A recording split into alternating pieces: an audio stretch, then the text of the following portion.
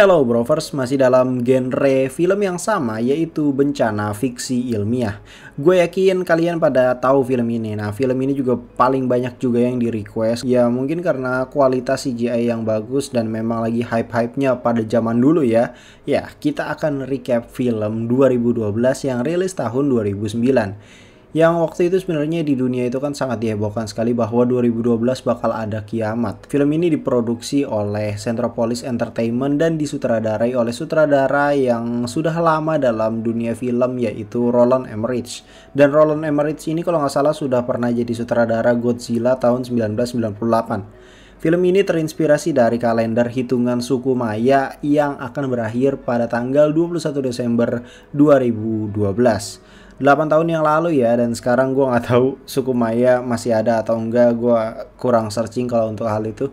Ya, 2012 sendiri bersinopsis di mana matahari yang semakin lama terus memanas memiliki dampak terhadap bumi yang membuat setiap hari selalu ada bencana dan pada akhirnya menyebabkan es mencair dan membuat tonton videonya sampai habis. Jangan lupa di subscribe, aktifkan juga loncengnya, dan kalau sudah, mari kita mulai recap alur cerita dari film 2012. And welcome back to Clip on X.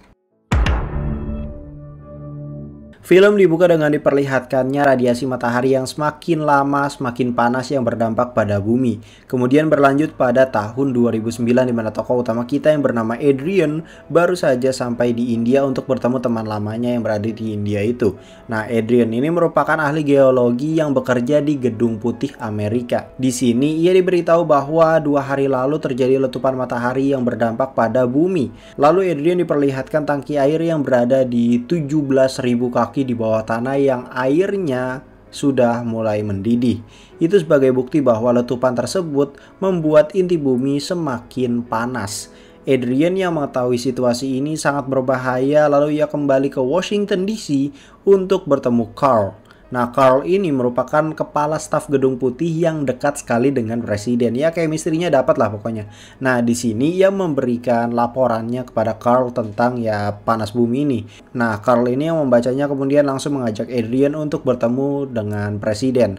Berlanjut pada 2010 di mana presiden Amerika mengadakan pertemuan dengan presiden negara lainnya. 6 bulan lalu pada 2009 saat ditemui Adrian, ia tidak mempercayai penjelasan dari Adrian ini. Namun di pertemuan ini ia mengakui bahwa sebentar lagi dunia akan berakhir. Kemudian scene berpindah ke Tibet, di mana orang-orang yang tinggal di sekitaran pegunungan Tibet ini dipindahkan ke tempat lain. Di sini terlihat sedang ada pembuatan proyek kapal besar yang menampung 100.000 orang. Sementara itu tiket untuk memasuki kapal tersebut mulai dijual dengan harga fantastis sekali, yaitu sekitar 1 miliar euro atau kalau mungkin dirupiahin sekitar 16 triliun atau 15 triliun, ya mungkin kalian terjemahkan sendiri.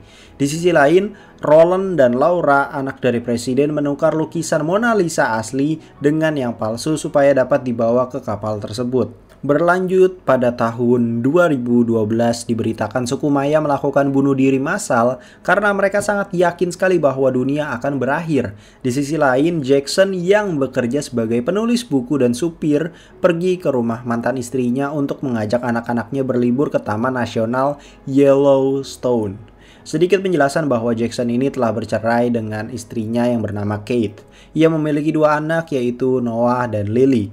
Kate pun memiliki kekasih baru bernama Gordon. Nah, sementara itu Adrian dan Carl bertemu dengan Presiden Thomas Wilson.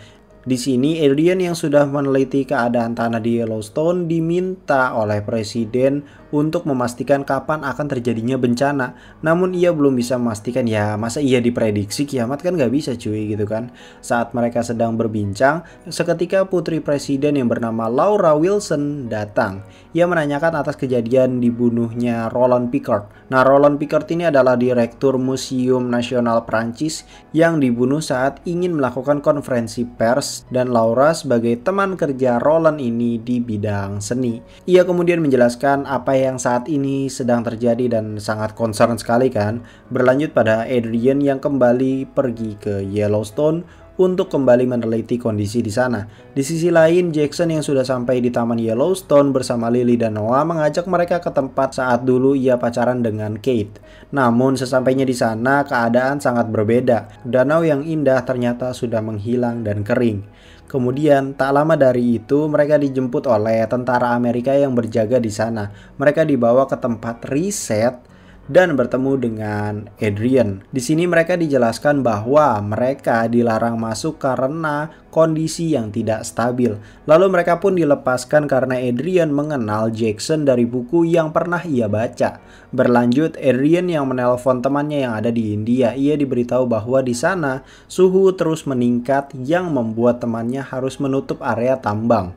Kerak bumi tidak stabil yang berakibat sangat cepat rusaknya bumi. Adrian pun terkejut karena waktu sudah tidak banyak lagi. Ia pun mengabari Carl bahwa sudah waktunya untuk cepat mengambil tindakan evakuasi. Di sisi lain, Jackson yang sedang berkemah, ia bertemu dengan Charlie, yaitu seorang penyiar radio yang sangat percaya bahwa sebentar lagi memang akan kiamat. Ia pun memberitahu pada Jackson bahwa suku Maya memperkirakan dunia berakhir pada tanggal 21 Desember 2012. Jackson pun masih bebal ketulang dan tidak percaya nih.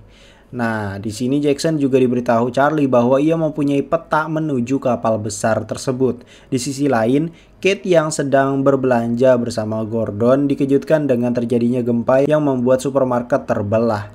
Lalu di keesokan paginya ia menelpon Jackson untuk membawa anaknya pulang lebih awal. Kembali pada Adrian yang menjelaskan di rapat bersama dengan kepala negara bahwa bumi lebih cepat rusak dari perkiraan di mana kutub berubah dan medan magnet turun 80%. Ia memperkirakan waktu yang dimiliki hanya sekitar 2-3 hari saja. Oleh karena itu, Presiden Amerika Thomas Wilson meyakinkan kepala negara lain untuk segera melakukan evakuasi. Kemudian orang-orang yang sudah membeli tiket kapal anti kiamat itu pun mendapatkan info bahwa evakuasi sudah dimulai. Di sisi lain, Jackson yang selesai mengantar anak-anaknya kemudian lanjut bekerja sebagai supir pribadi Yuri. Nah, Yuri ini adalah seorang miliarder dari Rusia yang juga memiliki tiket ke kapal besar tersebut karena ya dia kan crazy rich gitu ceritanya cuy. Nah, lalu Jackson yang tidak disukai oleh anak dari Yuri ini diledekin gitu bahwa dia tuh sebentar lagi akan mati karena ya lu miskin gitu, lu nggak punya duit untuk beli tiket, ceritanya tuh gitu cuy. Nah, Jackson pun percaya dengan perkataan itu karena banyaknya bencana belakangan ini. Kemudian ia pun langsung berangkat menuju rumah Kate dan menjemput mereka semua. Sesampainya di sana telah terjadi gempa yang sangat dahsyat sekali. Ia pun langsung menyuruh Gordon, Kate dan anaknya untuk masuk ke mobil. Dengan kemampuan dadakan ala Fast and Furious, ia pun berhasil melewati jalanan terbelah itu. Singkat cerita, mereka pun sampai di Bandara California, namun pilot yang ia sewa sudah tewas tertimpa reruntuhan. Untung saja Gordon pernah belajar mengendarai pesawat. Ia pun berhasil menerbangkan pesawat tersebut bersama yang lainnya. Sekarang mereka pergi menuju Taman Yellowstone untuk bertemu Charlie. Jackson berencana mengambil peta tersebut supaya dapat membawa keluarganya ke kapal besar anti kiamat yang dikatakan Charlie tadi. Singkat cerita, Jackson pun mendapatkan peta tersebut dan mengetahui letak kapal tersebut yang berada di China, lebih tepatnya di Tibet. Karena perjalanan yang sangat jauh, mereka terpaksa harus mencari pesawat yang jauh lebih besar dong tentunya. Sementara itu, Adrian memberitahu Carl bahwa benua Amerika Utara telah porak-poranda karena gempa yang sangat besar sekali. Kemudian di sini terjadi perdebatan di mana Carl tidak ingin memberitahu kepada publik bahwa sebentar lagi akan hancur dan dunia ya kiamat lah pokoknya. Ya alasannya itu karena ya itu keselamatan presiden gitu cuy. Lalu mereka mendapatkan kabar bahwa Yellowstone sudah meletus yang dampaknya akan sampai ke Gedung Putih. Carl pun mencari presiden supaya dapat membawanya ke kapal besar anti kiamat. Namun presiden meminta waktu sebentar untuk berada di gereja dan berbicara berdua dengan Adrian. Ia pun menitipkan pesan padanya bahwa ia memilih untuk tetap di sini dan singkat cerita, Adrian pun tiba menaiki pesawat Air Force One bersama Carl dan ilmuwan lainnya. Adrian pun mengatakan kepada Carl bahwa presiden tidak mau diajak karena ya itu udah keputusan dia gitu cuy. Tak lama dari itu, presiden melakukan konferensi pers untuk mengatakan kepada warganya bahwa dunia sebentar lagi akan berakhir dan ia juga menelpon putrinya untuk meminta maaf terakhir kalinya. Kembali lagi pada Jackson dan keluarganya yang sampai di bandara Las Vegas untuk mencari pesawat yang jauh lebih besar lagi karena kan tangki bensinnya akan jauh lebih besar lagi kan. Nah, di sini Jackson yang hoki bertemu dengan Yuri. Ia bersama dengan keluarganya ingin pergi menuju China. Kemudian asisten Yuri bernama Sasha datang memberitahu kalau ia menemukan pesawat besar namun membutuhkan co-pilot. Nah, pas banget nih. Si Gordon kan ngerti pesawat, jadi si Gordon ini bisa jadi co-pilot gitu cuy. Mereka pun segera pergi bareng-bareng ke dalam dan terbang menuju China. Selama perjalanan sebenarnya mereka ini mengalami kendala bensin yang tidak cukup untuk sampai ke China. Mereka pun berencana mengisi bahan bakar di Hawaii. Namun tak terduga bahwa Hawaii ini ternyata sudah hancur yang memaksa mereka harus tetap mengudara terus gitu cuy. Di sisi lain Presiden Thomas Wilson yang memilih berada di Gedung Putih sedang membantu rakyatnya dan tiba-tiba semua diguncang dengan gempa yang sangat besar sekali. Balik lagi ke pesawat Air Force One di mana Adrian dan Laura Wilson ini dipanggil ke kabin untuk melihat bahwa telah terjadi gempa di ibu kota. Akibat dari gempa tersebut terjadi mega tsunami yang menenggelamkan Presiden Thomas Wilson dan semua orang Amerika yang masih berada di sana. Kemudian Adrian diberitahu kalau kerak bumi mulai bergeser yang mengakibatkan tsunami di mana-mana termasuk Indonesia juga. Kutub bumi pun juga menjadi terbalik. Di sisi lain Jackson yang berada di pesawat mencoba untuk mencari informasi dengan mencari frekuensi radio mobil di pesawat tersebut, namun tidak menghasilkan apapun. Kemudian Yuri dan Jackson dipanggil oleh Gordon untuk naik ke kokpit. Mereka diberitahu Sasha bahwa hanya tersisa 2 mesin yang masih hidup dan terpaksa harus menurunkan pesawat di laut. Tapi mereka dikejutkan bahwa ternyata mereka sudah sampai di Tibet. Ini diakibatkan dari gempa yang terjadi di mana-mana yang membuat lokasi di bumi itu tuh berubah, jadi kayak Tibetnya tuh jadi kayak makin dekat gitu cuy, jadi makin mendekat lah pokoknya. Nah, Sasha pun mencoba untuk mendaratkan pesawat di Gloucester dan ia menyuruh Jackson dan Yuri untuk menaiki mobil supaya mereka bisa keluar dari pesawat dengan aman. Gordon pun membukakan pintu bagasi lalu ia meminta Sasha untuk pergi duluan. Singkat cerita mereka pun bisa keluar dengan selamat kecuali Sasha yang harus jatuh ke jurang bersama pesawatnya tersebut. Kemudian mereka pun melihat ada helikopter yang sedang mengangkat hewan. Mereka memberikan tanda dan berteriak. Lalu satu helikopter pun datang menghampiri. Kemudian mereka ditanyakan warna tiket mereka. Yuri yang memiliki 3 tiket untuk kedua anaknya pun dibawa mereka. Namun pacarnya sengaja tidak ia bantu karena ia telah berselingkuh dengan Sasha. Wah ini plot twist edan ini. Di sisi lain, Adrian, Carl, dan Laura sampai di Tibet. Mereka dijemput dengan helikopter untuk dibawa ke kapal besar anti kiamat. Sesampainya di sana, mereka lebih banyak melihat orang-orang yang kaya dan tajir mampus yang naik ke kapal. Carl pun jujur bahwa ternyata mereka telah menjual tiket agar proyek kapal besar ini berjalan lancar. Kembali lagi ke Jackson dengan keluarganya yang berjalan menuju kapal besar sendirian dengan jalan kaki cuy. Tapi tak berhenti hokinya, Jackson bertemu dengan warga lokal yang menaiki mobil untuk menuju ke sana juga. Mereka pun diberi tumpangan oleh warga lokal tersebut. Di sisi lain kita diperlihatkan temannya Adrian yang berada di India. Ia menelpon Adrian bahwa di sini telah terjadi tsunami yang sangat besar sekali. Ia juga mengatakan bahwa mereka tidak pernah dijemput lalu ia berpamitan dengan Adrian untuk terakhir kalinya gitu cuy. Nah, Adrian pun kemudian pergi ke ruang kontrol kapal untuk mengecek tsunami dari arah timur. Tsunami tersebut ternyata memiliki ketinggian 1.500 meter. Beuh, gelo eta bukan tsunami deui anjing. Eta lain tsunami eta mah bro.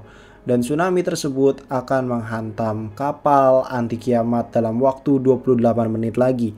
Carl pun yang sangat panik gitu kan langsung mengambil langkah untuk berdiskusi kepada kepala negara lain yang sudah berada di kapal besar itu. Di sisi lain, Jackson dan orang China yang memberikan tumpangan telah sampai di pintu belakang kapal besar. Mereka pun bertemu dengan Tenzin, salah satu pekerja di kapal besar tersebut. Tenzin yang kaget karena neneknya ternyata membawa banyak orang dan mereka pun dilarang untuk masuk gitu cuy. Namun, ia berubah pikiran lalu membawa mereka semua masuk. Anjir nih, hoki ya teh, hoki edan gitu. Yang lain bayar 16 triliun, si eta gratong. Di sisi lain, Carl dan kepala negara lainnya mengambil keputusan untuk memberangkatkan kapal agar bisa menjauh dari mega tsunami. Keputusan itu membuat orang-orang yang berada di luar kapal menjadi kesel gitu kan. Wah anjir, aing udah capek-capek ka dieu, malah ditutup pintunya sia goblok gitu. Di sisi lain, Adrian yang melihat kekacauan di luar mencoba membicarakannya dengan Carl. Ia yang sudah gondok dengan perilaku Carl lalu berbicara kepada kepala negara lainnya supaya pintu kembali dibuka untuk orang-orang di luar kapal. Adrian pun mengutip perkataan dari bukunya Jackson itu yang dimana katanya tuh kayak gini.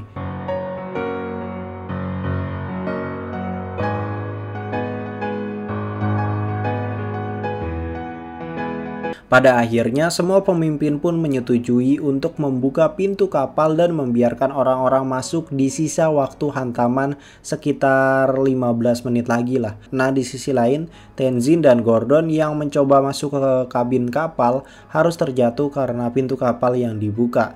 Mesin hidrolik yang berputar membuat mereka tergelincir. Gordon pun tidak selamat. Sedangkan Tenzin berhasil selamat namun ada luka di bagian kakinya. Hal itu membuat pintu kapal tidak bisa terbuka dengan sempurna. Apa boleh buat, orang-orang pun mencoba melompat untuk menaiki kapal. Karena waktu tabrakan dengan tsunami sudah bentar lagi gitu kan, pintu kapal pun mulai ditutup secara paksa. Yuri yang belum naik bersama anaknya mencoba untuk melemparkan anaknya ke pintu kapal agar mereka bisa masuk gitu cuy. Malangnya ternyata Yuri ini saat melempar anaknya itu terjatuh ke bawah lalu mati. Sedangkan di bagian kontrol kapal mereka tidak bisa menutup pintunya dan saat dilihat ternyata di sana ada keluarganya Jackson, Tenzin dan termasuk istrinya Yuri. Kemudian Adrian yang mengetahui itu langsung segera pergi ke sana karena waktu tersisa 1 menit lagi. Di sisi luar pun sudah terlihat gelombang tsunami yang sangat besar sekali yang menghantam kapal. Air pun mulai memasuki kapal yang membuat bagian belakang kapal tertutup secara otomatis. Cuman ya nggak terlalu ketutup banget gitu cuy. Nah, keluarga Jackson yang masih berada di belakang pun terpisah dengan sekat pintu yang tertutup. Sementara itu, jangkar kapal juga rusak karena ketabrak Air Force One. Anjir, Air Force One kan gede pisan ya anjay, ketabrak guys ya. Nah, kapal yang ditumpangi orang-orang Amerika pun terbawa oleh ombak yang mengarah ke Gunung Everest. Gila, Gunung Everest kerendam cuy. Di sisi lain, Adrian yang sudah sampai di bagian belakang berhasil menemukan Lily. Ia pun mencoba berbicara pada Jackson bahwa ada sesuatu yang menyangkut pada mesin hidrolik dan membuat pintu tidak tertutup. Sementara itu, Jackson berhasil menemukan permasalahannya di mana ada kabel yang tersangkut di hidrolik. Ia pun mencoba menariknya, namun sulit sekali ya jelas. Untung saja ada Noah datang membantunya dan mereka pun berhasil menarik kabel tersebut dan membuat pintu tertutup rapat. Di sisi lain, kapten pun berhasil menyalakan mesin karena ya tingkat airnya kan sudah menurun di dalam ya. Dan ia langsung memutar kapal besar itu supaya tidak jadi menabrak Gunung Everest. Akhirnya mereka semua pun selamat dan saling berpelukan. Kemudian kita diperlihatkan sebulan setelah kejadian itu di mana Adrian dan Laura pun memiliki hubungan yang cukup spesial gitu. Dan kabar baiknya air cepat turun di luar perkiraan dan mereka menuju Afrika karena di sana ternyata menjadi tempat paling tinggi gitu cuy. Nah, pintu pun dibuka agar orang-orang dapat melihat kondisi di luar dan film pun berakhir. Goks, parah kan nih film. Ya cukup nggak ngebosenin karena ya bencananya kan kayak langsung beruntun gitu cuy. Jadi ngebuat penonton tuh kayak makin deg-degan gitu tiap ada tsunami, tiap ada gempa gitu-gitu cuy. Nah, walaupun sebenarnya sedikit kurang ya karena film ini dibuat kesannya tuh kayak terlalu gelap. Gelapnya tuh bukan gelap yang tipe sadis atau tipe yang color gradingnya gelap ya, bukan. Maksud gue gelapnya tuh yang kayak masalah sosial, kayak contoh Yuri gitu terlalu membedakan mana kaya mana miskin gitu cuy. Nah ya mungkin karena ini film kiamat kali ya, karena kan orang pasti langsung kelihatan sifat aslinya pas lagi kiamat mungkin. Hal yang kita bisa pelajari dari film ini adalah kayak saling menolong orang gitu boy. Ya karena kita sesama manusia dan manusia itu kan makhluk sosial gitu cuy. Next bakal ada film yang mungkin nggak kalian duga gitu cuy. Jadi tungguin aja, dan kalau ada yang mau request silahkan request di kolom komentar aja. Jangan lupa di subscribe, aktifkan juga loncengnya, share juga karena channel ini sering ngebahas film-film yang anti mainstream lah. Oh ya, thank you juga yang nggak nge-skip iklan karena sudah menyumbangkan gua nasi padang gitu cuy, untuk nemenin waktu ngedit lah pokoknya. Gua Clipon X pamit undur diri, and I'll come see you next time.